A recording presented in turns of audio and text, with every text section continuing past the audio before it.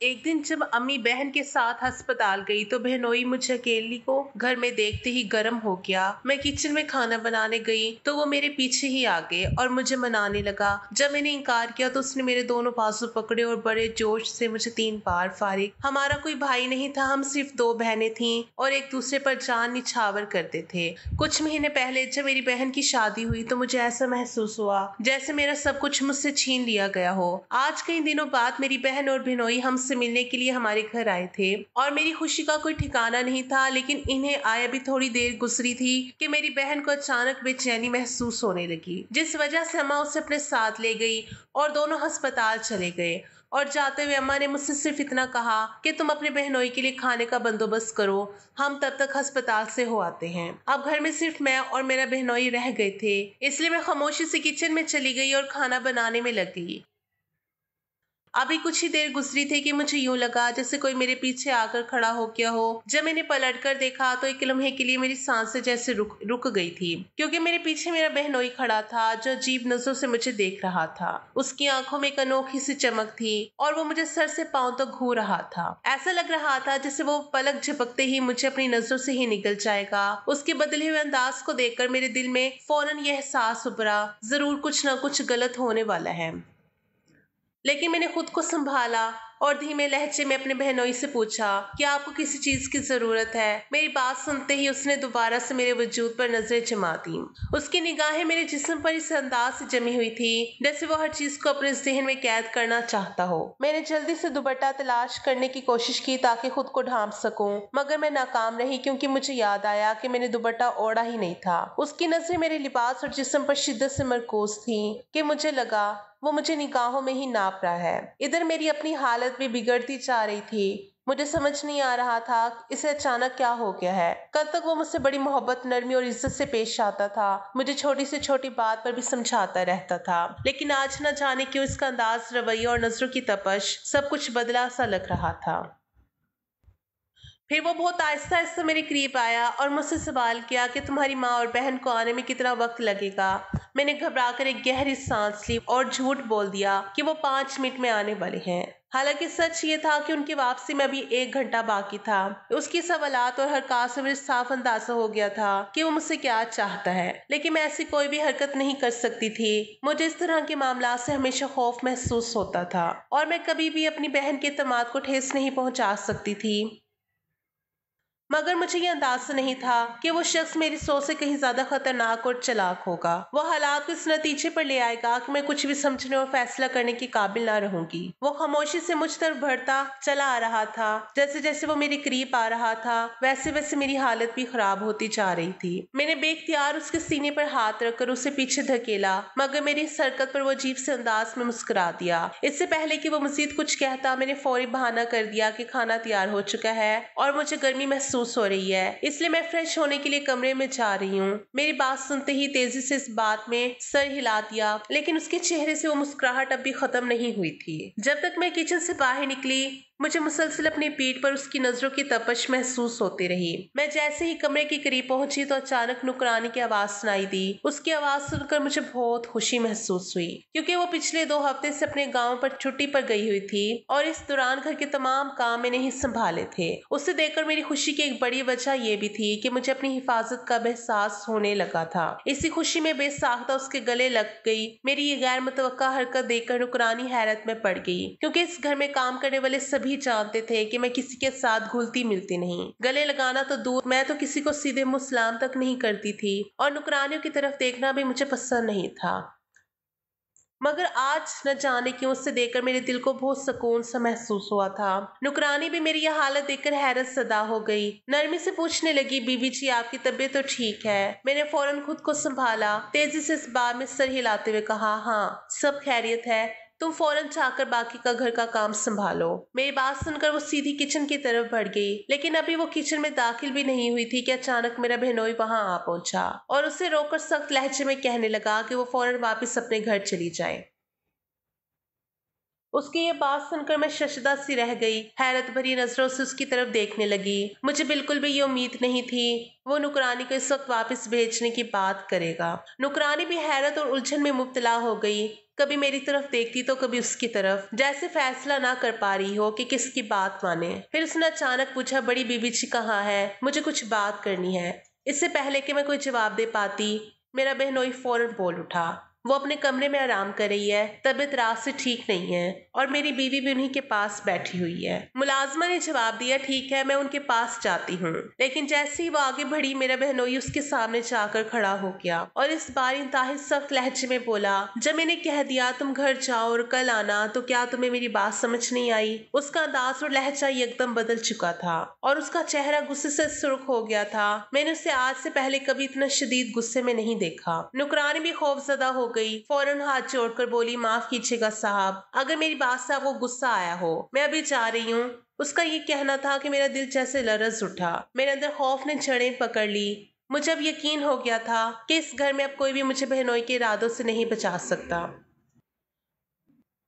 उसके चेहरे के तासुरात, बदलती हुई नजरें और गुस्से के बाद उभरती हुई वही मुस्कुराहट कि सब कुछ मुझे शदीद खौफ में मुब्तला कर रहा था। नुकरानी 5 मिनट बाद घर से रुखसत हो गई और जैसे ही वो दरवाजे से बाहर निकली, मेरा बहनोई दोबारा मेरी तरफ मतवज्जा हुआ और उसके चेहरे पर एक बार फिर वही अजीब मुस्कुराहट फैल चुकी थी। फिर वो मेरे करीब आकर कहने लगा, आज मैं तुम्हारे साथ कुछ वक्त तो गुजारना चाहता हूँ।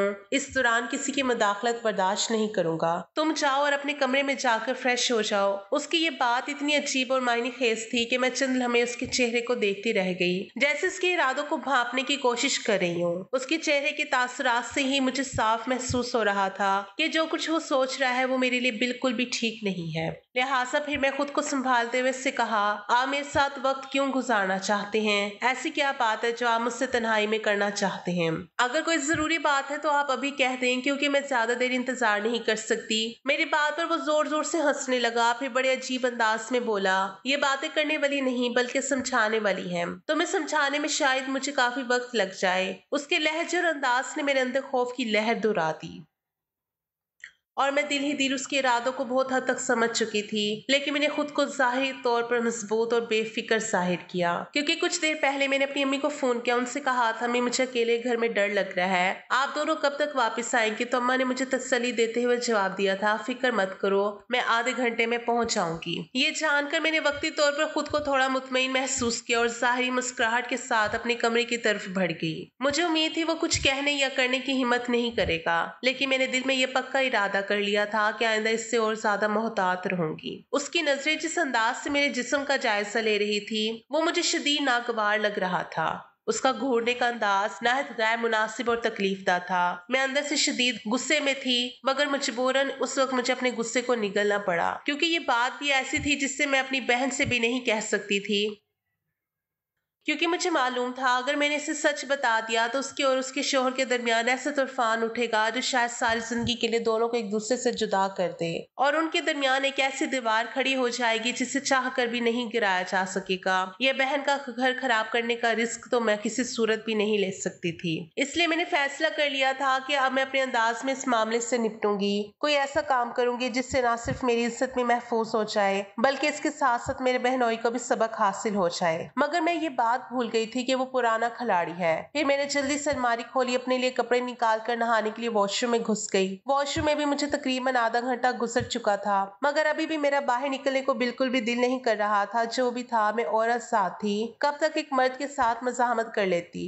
इसी खौफ से मैं वॉशरूम में कैद रही, सोचती रही कि अब क्या किया जाए। 1 घंटा यहाँ पर रुककर इंतजार किया जाए या बाहर निकला जाए। फिर मैं वॉशरूम के दरवाजे से कान लगाकर आहट सुनने की कोशिश की, लेकिन बाहर से कोई भी आवाज सुनाई नहीं दे रही थी।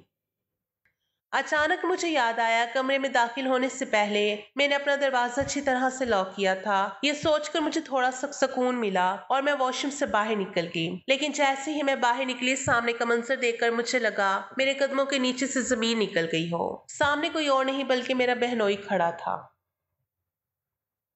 जो उस वक्त बहुत ही बुरी नजरों से मेरी तरफ देख रहा था। उसका बस चल रहा था कि वो फौरन ही मुझ पर झपट पड़े। उसको देखकर मेरी जबान हल्काने लगी, मैंने उससे पूछा, आप इस वक्त यहाँ पर क्या कर रहे हैं? मेरी बात सुनकर वो पुरसरार अंदाज में मुस्कुराते हुए कहने लगा, वही जो तुम कब से मुझसे चाह रही थी। उनकी बात सुनकर मैंने तेजी से नफी में सर हिलाया और चलाते हुए कहा, मैं आपसे ऐसा कुछ भी नहीं चाहती। बेहतर यही है कि आप इसी वक्त मेरे कमरे से बाहर निकल जाए। मगर वो कमरे से निकलने के बजाय मुसलसल मेरे वजूद को देख रहा था, शायद इसलिए क्योंकि मैंने बहुत ही बेबाक या मॉडर्न किस्म का लिबास पहन रखा था। पहली बार मुझे एहसास हो रहा था कि मुझे इस तरह के लिबास नहीं पहनना चाहिए था, अपने बहनोई की मौजूदगी में तो बिल्कुल भी नहीं। मेरी आंखों में आंसू आ गए। उसी वक्त मैं उनके सामने हाथ जोड़ती और उनकी मिन्नतें करते हुए कहने लगी, खुदा के लिए मुझ पर रहम खाए, अभी और इस वक्त यहाँ से निकले। वो कुछ भी सुनने के लिए तैयार नहीं था। अब वो मेरी तरफ कदम बढ़ाने लगा। जैसे जैसे वो मेरे करीब आ रहा था वैसे वैसे मुझे अपनी रूह जिस्म से निकलती हुई महसूस हो रही थी। मैंने उसे कहा, प्लीज तुम वहीं पर रुक जाओ, और उसे धमकाते हुए कहा, देखो अभी थोड़ी देर में अम्मी भी आने वाली हैं। जैसी अम्मी आएंगी मैं उन्हें तुम्हारी हरकतों के बारे में बता दूंगी। मेरी बात सुनकर वो मुस्कुराने लगा, कहने लगा, तुम्हें किसने कहा है कि तुम्हारी अम्मी आज इस घर में वापस आएंगी? और अब तो उसकी बात सुनकर मेरे होश हवास भी उड़ गए थे। मैंने उससे पूछा, तुम्हारी इस बात का क्या मतलब है? वो पूरे इसरार अंदाज में मुस्कुराने लगा, कहने लगा, महानूर की तबीयत बहुत खराब है। डॉक्टर ने मुझे एक दिन पहले कॉल करके बता दिया था कि महानूर को अस्पताल भेजे और इसे 3 दिन के लिए अस्पताल में रखेंगे। मैंने तुम्हारी माँ को इसके साथ इसी वजह से भेजा क्योंकि मुझे पता था वो अगले दिन वापस आएंगी, लिहाजा वो एक दिन अपनी बेटी के पास भी रुकेंगी और ये एक दिन मेरे पास काफी है। मैं तुम्हें मुकम्मल तौर पर अपने काबू में कर लूं। अब की बार मैंने अपने बहनोई के सामने हाथ जोड़ दिए और फूट फूट कर रोने लगी। मैंने उन्हें कहा कि खुदा के लिए मेरे साथ ऐसा मत करें, लेकिन जवाब में वो मुझे कहने लगे, अरे मैं कब ऐसा कर रहा हूँ? बल्कि तुम ही मुझे हर बार इशारे देती थी, तुम ही तो मुझे हर बार अपने पास बुलाती थी, तुम ही तो मुझे बहकाने की कोशिश करती थी। बहनोई की ये अजीबो गरीब बातें मुझे बहुत तकलीफ पहुंचा रही थी। मैंने उनके सामने हाथ जोड़ दिए और उन्हें कहने लगी, खुदा का वास्ता है झूठ मत बोले, मैंने ऐसा कभी नहीं किया, नहीं मैंने ऐसा कभी ना चाहा। वो झट से बोला, मगर मैं तो अब यही चाहता हूँ। ये कहकर वो दोबारा से मेरी तरफ बढ़ा। उसने मेरे बाजू अपने हाथों में पकड़ लिए। इससे पहले कि वो मुझे करीब करता, ये मेरे साथ कोई ऐसी वैसी हरकत करता, अचानक बाहर दस्तक हुई। मैं भागती दरवाजे की तरफ गई। मेरी सांस बुरी तरह फूली हुई थी। जब मैंने दरवाजा खोला, सामने कोई और नहीं बल्कि मेरी बहन खड़ी थी। अपनी बहन को वहां पर देखकर मुझे शिद्दत से कुछ गलत होने का एहसास हुआ। मैंने चोर नजरों से अपनी बहनोई की तरफ देखा, लेकिन वो पुरसकून अंदाज में खड़ा था। मेरे बहनोई को देखकर वो कहने लगी, अरे आप यहाँ पर हैं, मैं आपको बाहर ढूंढ रही थी। मेरी बहन बहुत ही नॉर्मल अंदाज में बात कर रही थी। कहीं से भी ऐसा नहीं लग रहा था कि उसे हम दोनों पर किसी भी किस्म का शक हुआ है। मैं भी इस सूरत में अपनी बहन से इस तरह की बात करके उसे बज़र नहीं करना चाहती थी, मगर अब मैंने एक बात तय कर ली थी कि मैं अपने बहनोई से फासले पर रहूंगी और अब उससे ज्यादा बातचीत भी नहीं करूंगी, ना ही उसके करीब जाऊंगी। आज भी मैं बड़ी मुश्किल से बची थी और दोबारा मैं कभी भी उसके करीब जाने का रिस्क नहीं लूंगी। मुझे बहनोई की बातें परेशान कर रही थी। उसने मुझे कहा था कि मैं खुद उससे ही अपनी तरफ मतवज्जा करती हूँ, जबकि मैंने ऐसा कभी नहीं किया, ना ही मैंने कभी ऐसा सोचा। पता नहीं उसे मेरी किस अदा से ऐसा लगा था कि मैं उसे वर्गलाने की कोशिश करती हूँ। थोड़ी देर बाद अम्मी कमरे में दाखिल हुई। वो चेहरे से बहुत परेशान नजर आ रही थी। अम्मी को परेशान देखकर मैं भी परेशान हो गई और उनसे पूछने लगी, क्या हुआ है? अम्मी ने मुझे बताया तुम्हारी बहन उम्मीद से है। मैं हैरान हो गई और अम्मी को कहने लगी, इसमें परेशान होने की क्या बात है? ये तो बहुत ही खुशी की बात है। आपको तो मोहल्ले में मिठाई बांटनी चाहिए और सबको ये खबर सुनानी चाहिए। मैं एकदम पुरजोश हो गई थी। खाला बनने का सुनकर मुझे बहुत ज्यादा खुशी हो रही थी। अम्मी की अगली बात सुनकर मेरी ये खुशी भी खत्म हो गई। अम्मी ने मुझे बताया कि तुम्हारी बहन बहुत कमजोर है। डॉक्टर ने बताया है कि ये बच्चा जाया कर दिया जाए तभी ठीक रहेगा, वरना तुम्हारी बहन ने इस बच्चे को जन्म दिया तो उसकी जान जा सकती है और फिर ऐसा भी हो सकता है कि दोनों ही ना बच सके। ये कहकर अम्मी ने अपना सर अपने दोनों हाथों में जकड़ लिया। वो वाकई बहुत ज्यादा परेशान नजर आ रही थी। मैंने अम्मी को तसल्ली दी और कहा, फिक्र ना करें, देखना सब कुछ ठीक हो जाएगा। अम्मी ने तेजी से नफी में सर हिलाया और मुझे कहने लगी, अब कुछ भी ठीक नहीं हो सकता। तुम्हारी बहन एक भी बात सुनने के लिए तैयार नहीं है। वो एक ही जिद कर रही है कि इसने इस बच्चे को जन्म देना है। उसने मुझे तुम्हारी बहनोई को बताने से भी मना कर दिया है और मुझे कसम दी है कि अम्मी की आंखों में आंसू चमकने लगे। वो मेरी बहन के लिए बहुत फिक्रमंद हो रही थी। मुझे भी अपनी बहन की फिक्र होने लगी। उसकी हालत देखकर मुझे बहुत दुख हो रहा था। दिन तेजी से गुजरते जा रहे थे। इन दिनों हमारे घर में बहनोई का आना जाना काफी ज्यादा बढ़ गया था। वो बहाने बहाने से हमारे घर आने लगा था और ज्यादातर वक्त इसी वक्त आता था जब अम्मी घर पर मौजूद नहीं होती थी। बाज़ औक़ात तो मैं उसे दरवाजे से ही वापस भेज देती, लेकिन जिस दिन वो घर के अंदर दाखिल हो जाता उस दिन उसे घर से निकालना मुश्किल हो जाता था। लेकिन मैं शुक्र अदा करती थी कि नुकरानी घर मौजूद होती थी। कम से कम उसकी मौजूदगी में वो मेरे साथ कोई भी ऐसी वैसी हरकत नहीं कर सकता था। मगर मैं उस वक्त से डर रही थी जिस वक्त घर पे कोई भी मौजूद ना हो। उस दिन मेरा क्या होगा, ये ख्याल सोचकर मेरी रूह काम चाहती थी। मगर मैंने अल्लाह ताला की मदद पर भरोसा रखा हुआ था। उस वक्त भी मैं जीन्स शर्ट में मलबूस थी और अपने कमरे में बैठी टीवी देख रही थी कि अचानक ही मुझे नुकरानी का बुलावा आ गया। मैं जल्दी से गई। मुझे लगा किसी चीज की समझ नहीं आ रही थी, लेकिन किचन में खड़ी शख्सियत को देखकर मुझे लगा कि कदमों के नीचे से जमीन निकल गई है। वहां पर मेरा बहनोई खड़ा था तो मुझे बहुत ही अजीब और गरीब नजरों से मेरे वजूद को देख रहा था। मुझे उससे खौफ महसूस होने लगा। इससे पहले कि मैं बाहर निकलती उसने मुझे रोक दिया और मुझे कहने लगा, तुम क्यों हर बार मुझे अपनी तरफ मतवज्जा करती हो? तुम क्यों चाहती हो कि मैं बार बार तुम्हें देखूं? मैंने बेयकीनी से उसके चेहरे की तरफ देखा और कहा, आपको किस बात से ऐसा लगा है मैं आपको अपनी तरफ मतवज्जा करती हूँ? क्या मैंने आपसे कभी भी कोई इस तरह की बात की है? मैंने आपको कभी कोई ऐसा इशारा दिया है जिसकी वजह से आप बार बार मुझे यही बात कहते हैं? मेरी बात सुनकर वो मुस्कुराने लगा, कहने लगा, तुम हमेशा मुझे इशारे देती हो, तुम हमेशा मुझे अपने पास बुलाती हो। मैंने अपना सर दोनों हाथों में गिरा दिया। मेरी आंखों में आंसू आ गए। मैंने उन्हें कहा, ऐसा कुछ भी नहीं है। आप मुझ पर इल्जाम लगा रहे हैं और मुझे डराने और धमकाने की कोशिश कर रहे हैं, मगर मैं आपको बता रही हूँ कि आपकी धमकियों में हरगिज नहीं आऊंगी। इससे पहले कि मैं मजीद कुछ कहती, वो तेजी से मेरी तरफ बढ़ा। उसने मेरे हाथों को पकड़ लिया, मुझे दीवार से लगाते हुए कहने लगा, अभी भी तुम मुझे अपनी तरफ मतवज्जा कर रही हो। अभी भी तुम चाह रही है क्योंकि मैं तुम्हारे वजूद को देखता रहूं और तुमसे कुछ ऐसा वैसा करूं जिसकी तुम्हें तलब है। मैंने खुद को उसके हाथों से आजाद कराने की कोशिश की, लेकिन उसकी गिरफ्त बहुत ही मजबूत थी। मैं चाहकर भी हिल नहीं पा रही थी। दूसरी तरफ मुझे ये भी डर था कहीं ऐसा ना हो कि नुकरानी वहां पर आ जाए। मैं बार बार दरवाजे की तरफ देख रही थी। बहनोई कहने लगा, फिक्र मत करो, उसे मैंने घर से बाहर भेज दिया है। अब वो दोबारा यहाँ पर नहीं आएगी। अब हम दोनों यहाँ बिल्कुल अकेले हैं। अब तो मैंने घर का मेन दरवाजा भी अंदर से लॉक कर दिया है।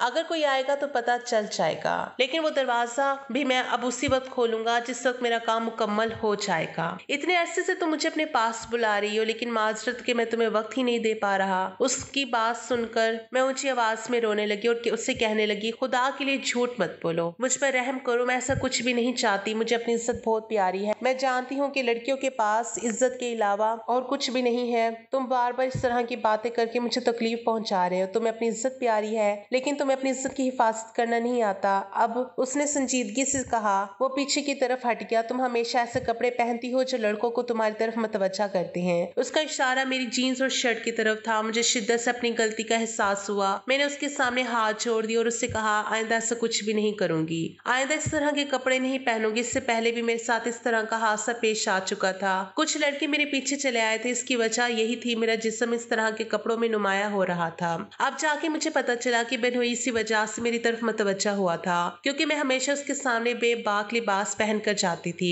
जिसकी वजह से उसके जज्बात बेकाबू हो जाते थे। और उसने सारा ड्रामा सिर्फ इसलिए किया ताकि वो मुझे इस चीज का एहसास दिला सके कि मैं अपने साथ कितनी बड़ी ज्यादती कर रही हूँ। मुझे इस चीज का बहुत अच्छी तरह से एहसास हो गया था। मुझे अपनी गलती का भी पता चल गया था। मुझे मेरा बहनोई हमेशा ही बातों बातों में समझाता था और कहता था कि इस तरह का लिबास ना पहना करो, लेकिन मैं उसकी बातों की तरफ तवज्जो नहीं देती थी। हट धर्मिस दिखाती थी। वो मुझे अच्छे तरीके से सबक सिखाना चाहता था और मुझे ये बताना चाहता था कि लड़कियों की इज्जत हमेशा ही अच्छे लिबास में की जाती है। जो लड़के इस तरह का लिबास पहनती है, ना तो उनके अपने उनकी इज्जत करते हैं और ना ही पराये उनकी इज्जत करते हैं। इसके बाद मैंने अपना लिबास तब्दील कर लिया। अब मैं एक मुनासिब लिबास पहनने लगी थी। कमीज शलवार और दुपट्टा फैलाकर ओढ़ती थी और मुझे अंदाजा हुआ था कि कितने बारीक कपड़े पहनती थी, जिनमें से मेरा सारा जिस्म नुमाया हो जाता था और अपने आप को मुकम्मल तौर पर ढांप कर बाहर जाती थी। इस तब्दीली के बाद मुझे एहसास हुआ था कि लोग भी उन्हीं लड़कियों की इज्जत करते हैं जो अपनी इज्जत खुद करती हैं। और इस्लाम हमें मुकम्मल पर्दा करने की तालीमात देता है, और एक हम है जो इस्लामी तालीमात को नजरअंदाज करके खुद अपनी नुमाइश करते हैं, और फिर जब हम इस गुनाह के नताइज भुगतने पड़ते हैं तो हम सारा कसूर दूसरों पर डाल देते हैं, क्योंकि ये अटल हकीकत है कि मक्खियां हमेशा उसी चीज पर बैठती हैं जिसे ढांप कर ना रखा जाए। तो नाज़रीन, ये थी हमारी आज की वीडियो अच्छी लगे तो लाइक और शेयर जरूर कीजिएगा और हमारे चैनल को जरूर सब्सक्राइब कीजिएगा।